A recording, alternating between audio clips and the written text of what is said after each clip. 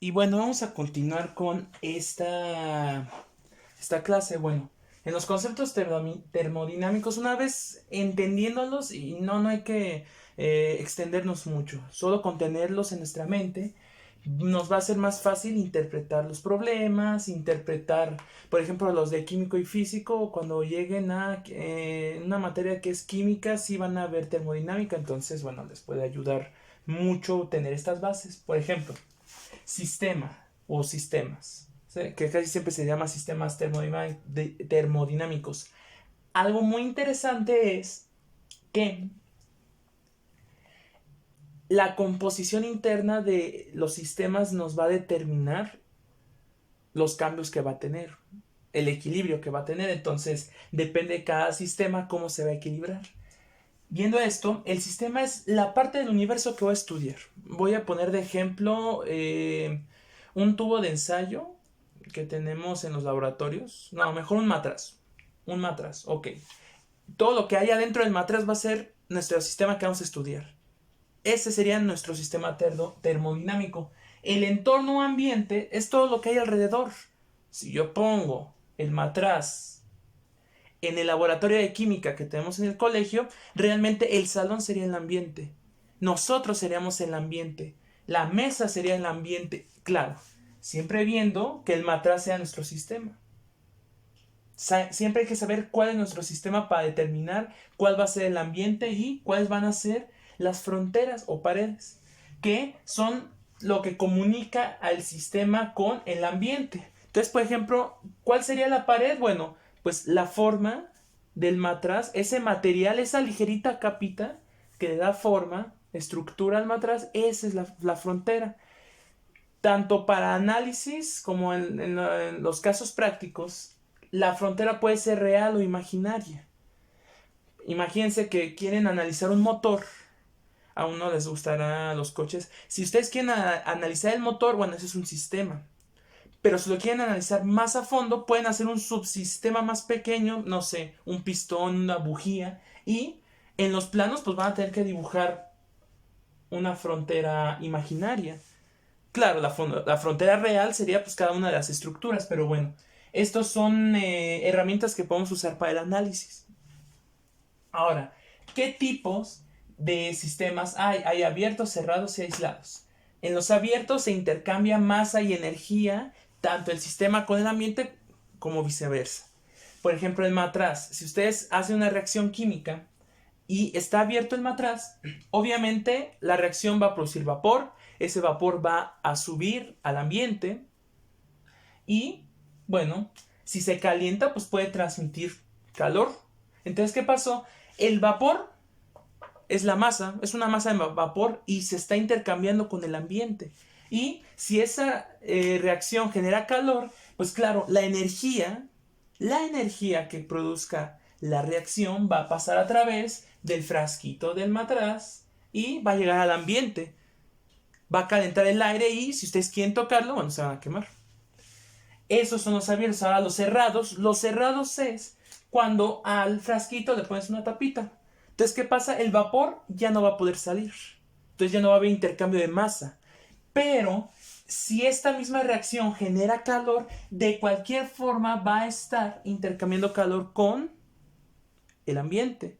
Entonces, ¿qué pasa? El calor es energía. Entonces, por eso los cerrados solo se transmite energía. El sistema ahí, los alrededores.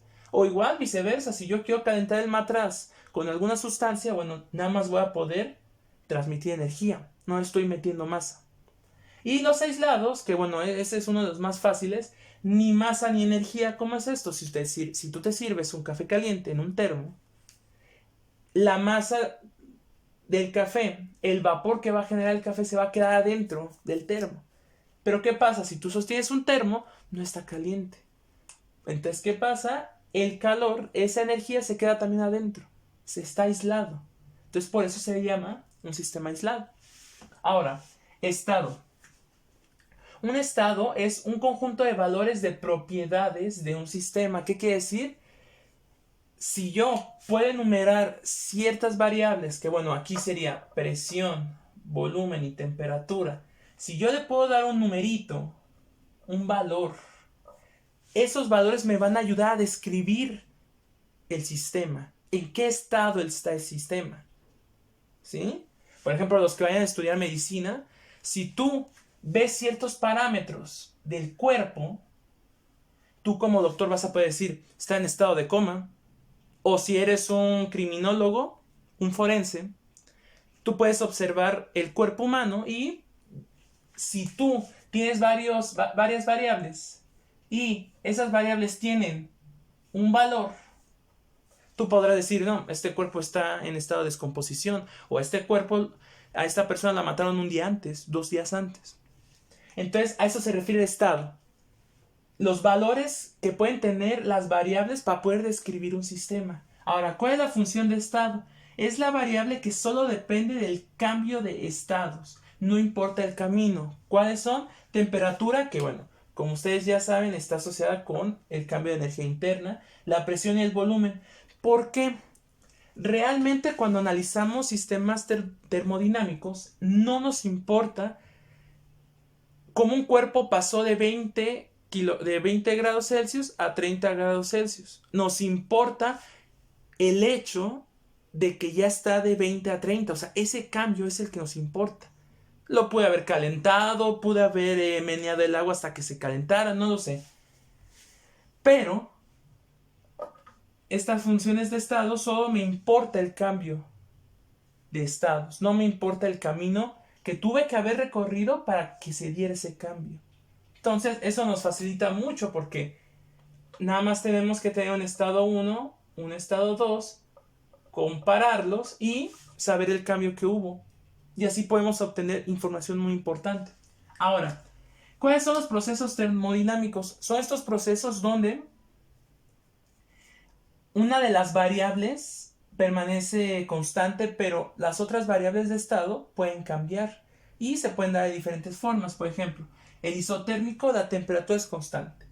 Entonces, ¿qué pasa? El calor se hace trabajo directamente, no aumenta la energía interna. Esto lo van a entender más en el siguiente video cuando veamos la primera ley de la termodinámica. El proceso adiabático es cuando no hay intercambio de calor. Pero ¿qué pasa? El cambio de energía interna se hace trabajo. Por ejemplo, un pistón, si hay un gas encerrado, entonces va a tender a, si no hay un intercambio de calor, va a tender a expandirse. Pero ¿qué pasa? Esa expansión se va a dar a costa de la energía interna de el gas, por lo tanto se va a enfriar. Ahora, el isocórico o isovolumétrico, el volumen es constante, por lo tanto el calor solo va a afectar a la energía interna, no va a haber trabajo, porque no se va a expandir, no va a haber una fuerza que desplace algo, entonces no va a haber trabajo. Y por último, el isobárico, la presión es constante. ¿Qué quiere decir? Que inevitablemente el volumen va a cambiar. ¿Por qué? Si yo aumento la temperatura de un gas, este se va a expandir, entonces por lo tanto va a ser más presión. Pero ¿qué pasa? ¿Qué pasaría si la presión fuera acompañada de una expansión del volumen? Entonces, ¿qué pasa? Se va a compensar y la presión va a permanecer constante. Entonces, esto es lo que hay que saber de los conceptos termodinámicos. Si ustedes tienen esto aquí, no van a tener mucho problema para el final de este semestre. Así que continuamos.